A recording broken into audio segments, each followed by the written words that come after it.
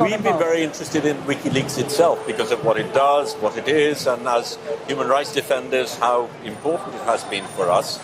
And immediately after Assange was picked up, I was one of the people who provided support, public support for it.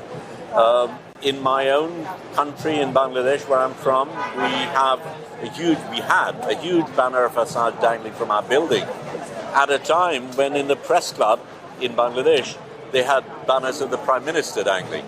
And that is one of the ironies where the media itself often has been complicit in these situations. We've, of course, also campaigned for Palestine, which we see here, and essentially it's a campaign for freedom.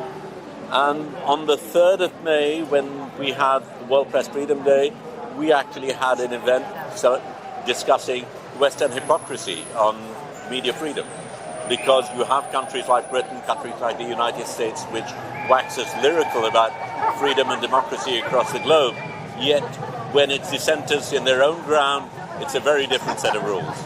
And I want to point out to them that they are complicit, not only in terms of what they do, but because people like Julian Assange have played a role in exposing their injustices and their actions in supporting tyrants in countries like mine, I think we have a role to play in exposing that hypocrisy.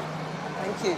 You've dealt with state repression yourself. For people who aren't familiar with your background, can you speak to any sort of parallels you see with what you've been through and the current case, or anything that strikes you as familiar?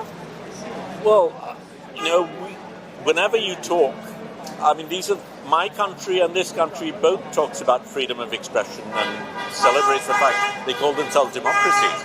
But when people like us get close to the truth, when we actually question their position, when we expose their injustices, then suddenly the crosshairs are turned on us.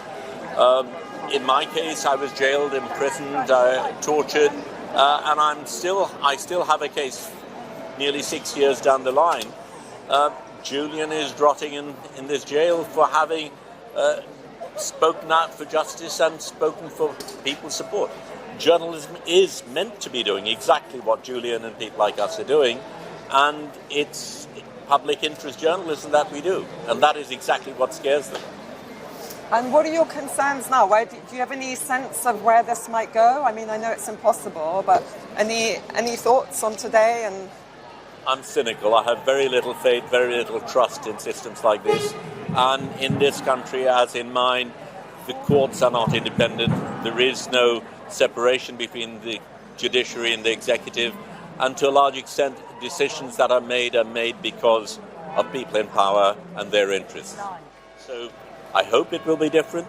And I would like to celebrate the fact that there is such popular support. And I think one of the things we need to remember is that those of us on the ground, the public, have a greater strength than we imagine. And I think we need to celebrate that, and that's exactly what this is. Well, thank you for being here on your last day in London, and thank you for showing solidarity. So you said there was a huge banner, Julian banner in Bangladesh, and what kind of responses would you get? Would people know who he was and what was going on, or? Not as much as we would have expected, but certainly the media does know. And that is also one of my concerns, that knowing that there is someone who's speaking out for freedom, particularly for journalists, that journalists themselves have not taken on their role. That has happened in this country as well, sadly. And mainstream media is complicit in some of this. Yeah. And where is best to follow you? On Twitter or Instagram? Where can people keep up with? In Bangladesh, Facebook is far more popular than Twitter is, but I'm there on all of those platforms. All of the platforms. We fight everywhere we can. Exactly. Can you show your Oh yes, this is something I actually had made specifically for this occasion and for this movement. And I wear it every time I come to Britain, every time I go to the US, every time I go to Australia.